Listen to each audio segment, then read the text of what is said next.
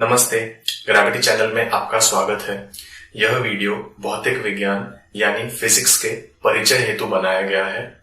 जो शिष्य विज्ञान प्रवाह चुनने वाले हैं वह इसे अपनी शुरुआत माने। इस वीडियो में आमतौर पर विज्ञान, विशेषतः भौतिक विज्ञान और थोड़ा बहुत भौतिकी के कार्य क्षेत्र के बारे में हम देखने वाले हैं। विज्ञान का अंग्रेजी शब्द है साइंस, जो लैटिन के साइंशिया में से आया है, जिसका अर्थ है ज्ञान प्राप्त करना। विज्ञान स्वयं एक संस्कृत शब्द है जिसके मूल है विविध ज्ञान या विशेष ज्ञान। कुछ पौराणिक किताबें इसे आत्मज्ञान भी कहती हैं, यानी स्वयं का ज्ञान। अरबी में यह शब्द है इल्म, जिसका मतलब भी ज्ञान ही है। यहाँ पर मैं जानकारी और ज्ञान के अंतर पर थोड़ी रोशनी डालना चाहूंगा। जब हमें कोई जानकारी प्राप्त होती है तो हम उसे एक वाक्य की तरह सुनते हैं, दिमाग में एक तथ्य कथन प्रवेश करता है।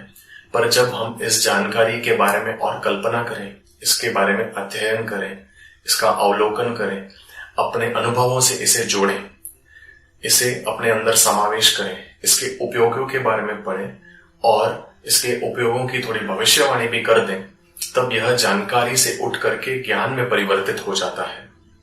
उदाहरण, यदि हमें जानकारी मिले कि एक परमाणु यानी एक एटम का विस्तार, उसकी साइज 1 मीटर के 10 अरबवें हिस्से जितना है, तब हमें परमाणु के विस्तार की जानकारी प्राप्त होती है। हमें इस जानकारी का इस्तेमाल, इसकी समझ चाहे न हो, पर जब हम 1 मीटर लंबी वस्तुओं की कल्पना करें, 1 सेंटीमीटर, 1 मिलीमीटर यानी एक स्केल का एक डंडा और उसके 10 लाख हिस्से सोचें, तब हम इस जानकारी से और परिचित होने लगते हैं। जब हम एक परमाणु यानी एटम का अध्ययन करें, उसके बारे में और पढ़ें, यहां तक कि उसे देखने के तरीके जैसे इलेक्ट्रॉन माइक्रोस्कोप और एटॉमिक फोर्स माइक्रोस्कोप, उनके बारे में जाने, तो हमें कभी न कभी एक परमाणु को देखने की संभावना मिल जाती है। इस जानकारी का क्या उपयोग है, हमें यह ज्ञात हो जाए तो यह जानकारी ज्ञान में परिवर्तित हो जाती है। बचपन से हासिल किए गए सारे कौशल, सारे टैलेंट, प्रतिभाएं इसी प्रक्रिया से गुजर चुके हैं।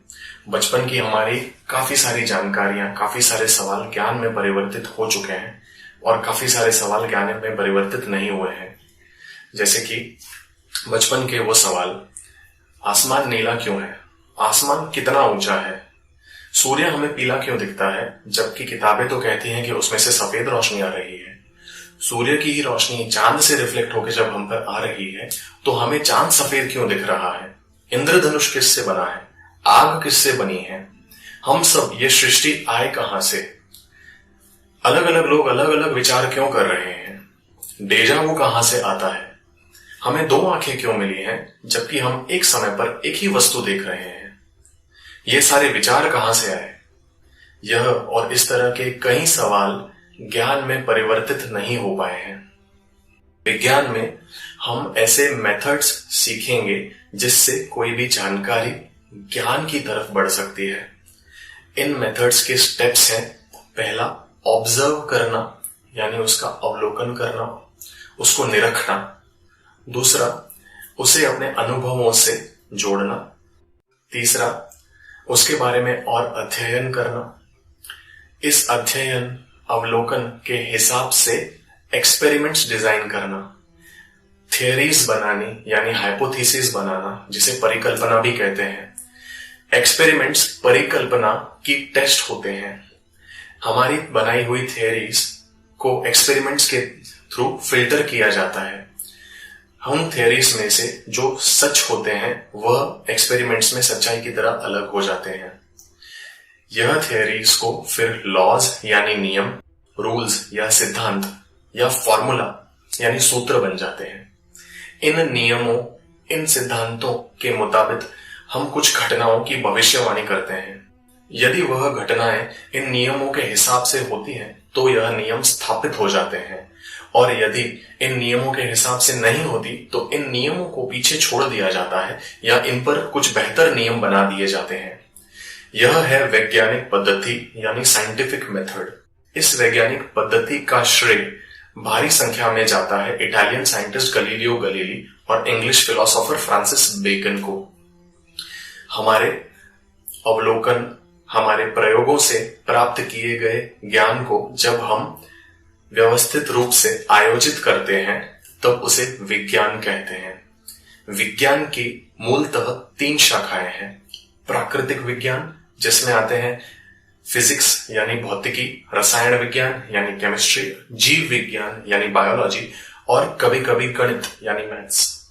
औपचारिक या फॉर्मल साइंसेस, जिसमें आते हैं तर्क यानी लॉजिक, कंप्यूटर विज्ञान और एब्स्ट्रैक्ट मैथमेटिक्स यानी अमूर्त गणित। और सामाजिक विज्ञान यानी सोशल साइंसेस, जिसमें आते हैं अर्थशास्त्र यानी इकोनॉमी, मनोविज्ञान यानी साइकोलॉजी और समाजशास्त्र। हमारी चर्चा प्राकृतिक विज्ञान तक सीमित रहेगी, जिसका नींव है भौतिकी यानी फिजिक्स। भौतिकी शब्द संस्कृत के भूत में से आया है, जिसका अर्थ होता है तत्व।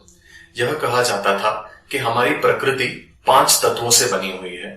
तो जब हम भौतिक विज्ञान के बारे में पढ़ रहे हैं तब हम प्रकृति को समझ रहे हैं। अब प्रकृति की समझ सीमित तो है नहीं, तो जब हम फिजिक्स के बारे में पढ़ेंगे तब हम एक परमाणु के अंदर, यहां तक कि एक प्रोटॉन के अंदर के बारे में पढ़ेंगे और इस ब्रह्मांड के बाहर अनंत से ऊपर की पढ़ाई करेंगे।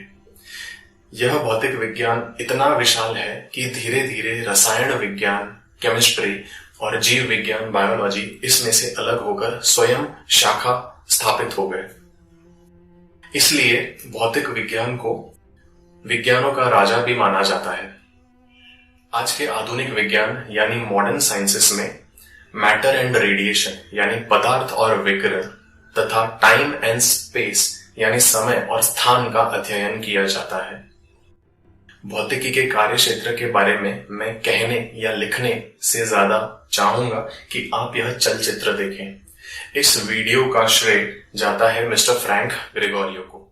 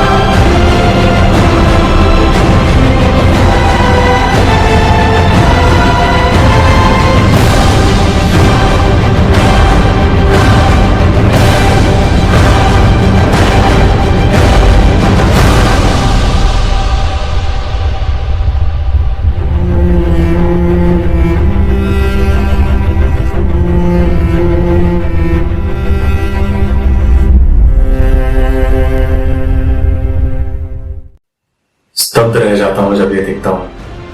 आप में से वो लोग जो विज्ञान प्रवाह का चुनाव करने वाले हैं, मैं आपसे कहना चाहता हूँ कि आप सबसे ज्यादा भाग्यशाली हैं। आज की कहावत सारे साइंटिस्ट्स और आपके लिए है। प्रकृति कुछ लोगों को चुनती है स्वयं को समझने के लिए। आप उन कुछ में से हैं। मेरे इतने वर्षों की विज्ञान के अध्ययन में आज तक एक ऐसा दिन नहीं आया जब मैं इसके ज्ञान से, इसके अनुभव से चकाचौंध नहीं हो गया। मेरे साथ इस खूबसूरत सफर में आपका स्वागत है।